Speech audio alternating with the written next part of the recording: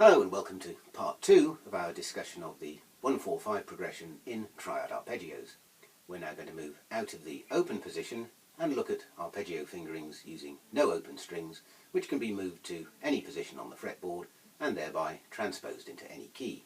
We previously talked about 9 different starting positions for arpeggio and scale patterns, so now let's take a close look at these fingerings for the major triad. Of course, in this particular chord progression, all 3 chords are major triads. So our first fingering pattern starts with the second finger, and we'll begin with string 6. Here's finger 2 playing an A on string 6, and the remaining notes of the arpeggio are the major third, that's up 1 string, down 1 fret, and the perfect fifth, that's up a minor third or 3 fret spaces from the major third, or from the starting note, up 1 string and 2 fret spaces. So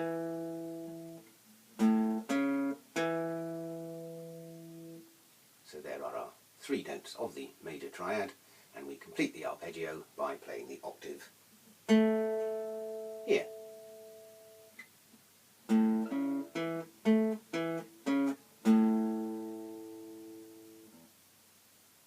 Now, if we use finger 4 for the octave, we have 2 consecutive notes, the fifth and octave, both played with the little finger. If you find that tricky, you can avoid it by using the third finger to play the fifth.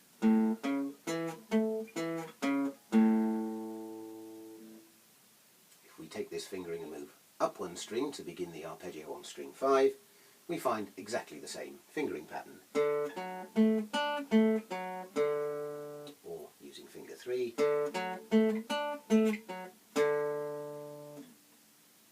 moving up to start with finger 2 on string 4, we're now going to end the arpeggio on string 2. So we have to remember that string 2 is tuned to a major third above string 3, whereas all the other pairs of strings on your guitar are tuned in an interval of a fourth.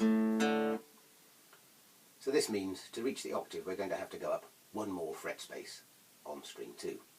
So the fingering now becomes finger 2 on string 4, finger 1 on string 3, and we use the third finger to play the fifth on string 3, and the fourth finger to play the octave on string 2.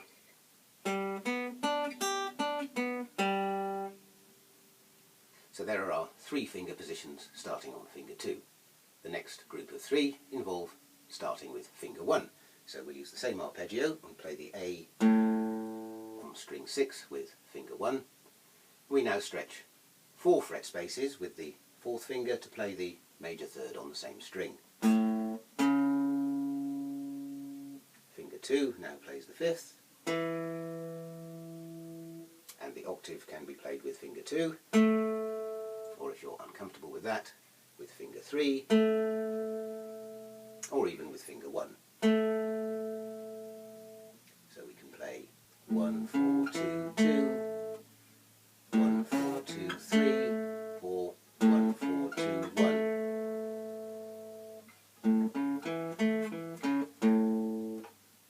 Moving up 1 string, once again we have exactly the same pattern, starting on string 5. Or with finger 3, with finger 1 on top. Moving up to string 4, we once again have to take account of the different tuning of string 2, so we play 1, 4, 2, and now finger 3 plays the octave.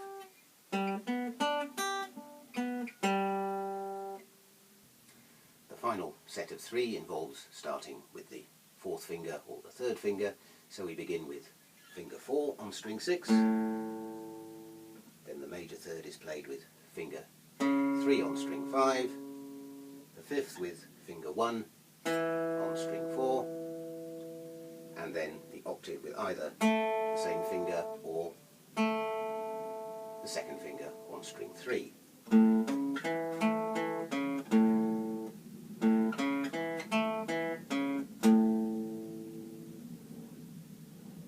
When this pattern goes up 1 string, we find we end on string 2, so once again we take account of the different tuning and we play fingers 4, 3, 1 and finger 2 at the octave here.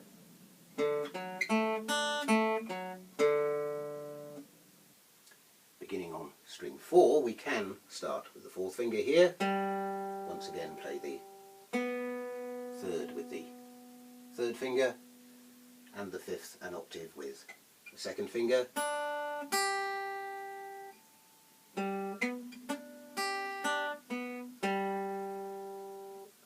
Or again, if that's tricky, the 5th with the 1st finger, and the octave with the 2nd finger.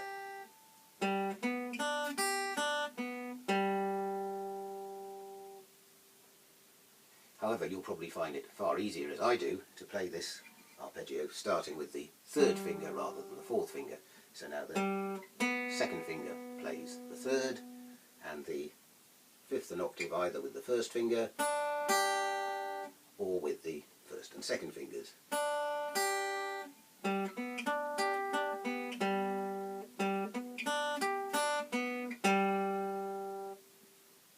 Now we have single octave arpeggios in 9 different positions. We can think about extending these patterns over 2 octaves. Now, I wouldn't trouble yourself with playing 2 octave arpeggio patterns starting on the 4th finger, because your hand is actually heading in the wrong direction down the fretboard to reach the upper octave. If you were using these patterns as part of a real life melody or lead line, you would make sure that your starting position was appropriate to the notes you were heading to reach. So we just practice 2 octave arpeggios in the first 2 types of fingering position, starting on the 2nd finger or the 1st finger. And here we have a choice. You can take one fingering pattern and then change your hand position to repeat the same pattern in the upper octave.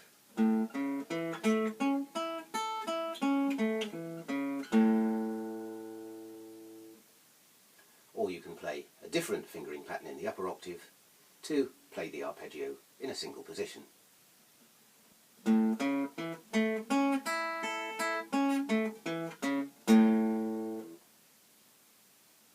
And beginning with the 1st finger, the same principle applies. You can take the fingering pattern and move it up.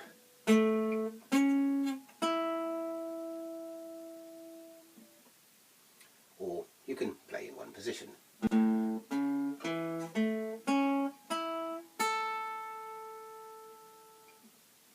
Or alternatively, ending with the 1st finger on the 1st string rather than the 4th finger on the 2nd string.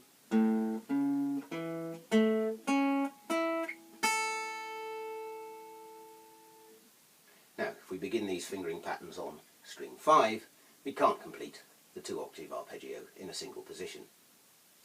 So starting on finger 2, we could play 1, 3, 5, and then change position to play the octave with finger 1. Now we're going now from string 3 to string 2, which are a major third apart, so our major third is now going to be on the same fret, which we can play with the same finger or with finger 2. And then the 5th and octave can be played either with finger 4 or with fingers 3 and 4.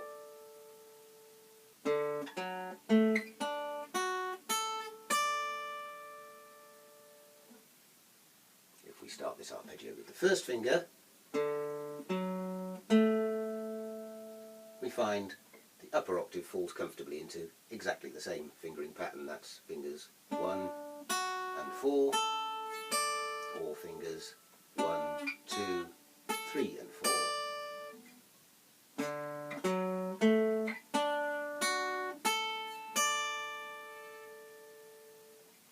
If you're beginning your arpeggio on string 4, you're going to have to move around a little bit more to get to the top of the 2nd octave.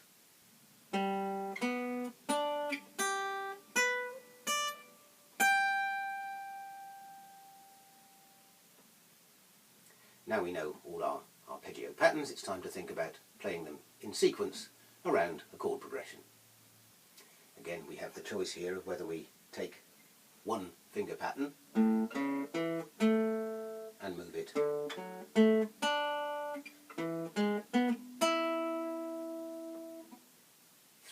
progression. That's 1, 4, 5, 1, 4, 5. Or we mix up the fingerings to play the progression in one position. For example, if we begin with finger 2 on string 6, we can play the 1 chord arpeggio with this fingering, the 4 chord arpeggio in the same position with the same fingering, and then the 5 chord arpeggio starting on finger 4.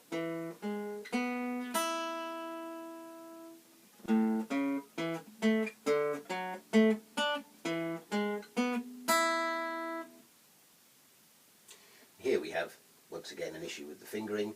Finger 4 is now covering 3 notes on 1 fret here, and one way round this when we get to the 5 chord. So here's 1, 4. Instead of beginning with finger 4, we use finger 3 here, and then finger 2 plays the 3rd, and then back to the normal fingering for fingers 1 and 2 to play the 5th and octave.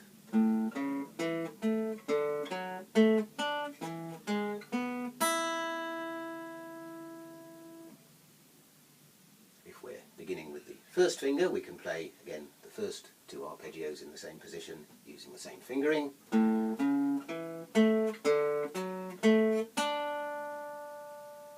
And then play the 5 chord arpeggio starting with the second finger.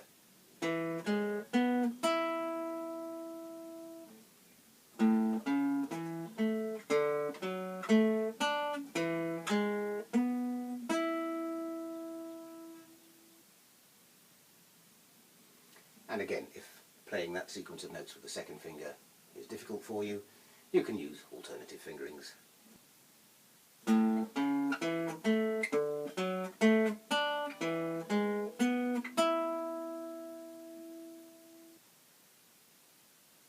And now you have the fingering patterns for the whole of the progression in arpeggios, you can begin to think about practicing it in all the different keys.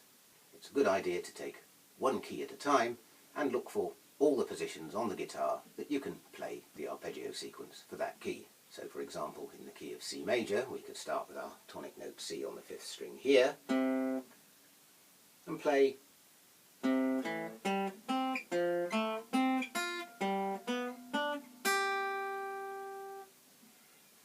or moving down to play the G in the lower octave,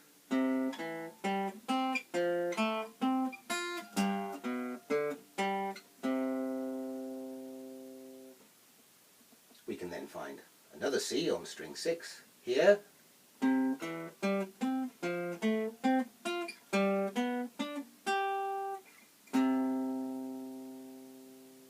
or on string 4, and this time moving down to a lower F to play the 4 chord arpeggio.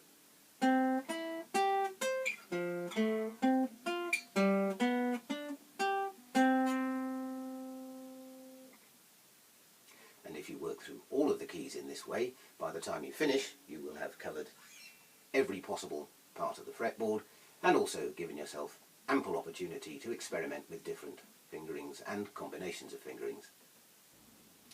That concludes this session. In the next video we're going to move on to introduce the minor triad arpeggio and look at the 2-5-1 and 6-2-5-1 chord progressions. And from here on I'm going to start giving the example cases in some different keys. I'm sure we're all getting a bit bored with seeing everything in C major and A minor.